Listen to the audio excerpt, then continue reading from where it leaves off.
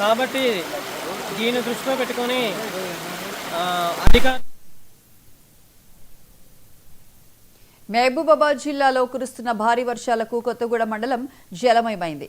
గుంజేడు వాగు ఉధృతంగా ప్రవహించడంతో కొత్తగూడ, నర్సంపేట, కొత్తగూడ ఇల్లందు రహదారులపై రాకపోకలు నిలిచిపోయాయి. ఉటాయి గ్రామ శివార్లోని రెణ్య తండాలో ఇళ్లలోకి వరద నీరు వచ్చి చేరింది. అలాగే బురకపెల్లి, రాళ్లు తట్టు వాగులు ఉధృతంగా ప్రవహించడంతో అనేక గ్రామాలకు సంబంధాలు దెబ్బతిన్నాయి. గంగార మండలంలో ప్రధాన రహదారిపై చెట్లు కూలిపోయి ట్రాఫిక్ అంతరాయం ఏర్పడింది.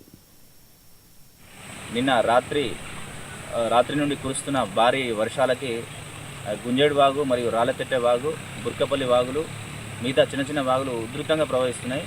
ఎవరు కూడా వాగు దాటే ప్రయత్నం చేయకండి, సాహసం చేసి దాటే ప్రయత్నం చేయకండి, ప్రాణాలు కోల్పోవద్దు. పోలీసులు మరీ విజ్ఞప్తి చేస్తున్నాం. ఒక 15 రోజుల క్రితం కూడా ఒక ఇన్సిడెంట్ జరిగింది. దురదృష్టవశాత్తు ఒక వ్యక్తి ప్రాణాలు కోల్పోయిండు.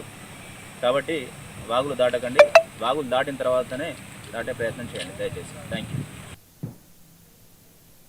మానవాళికి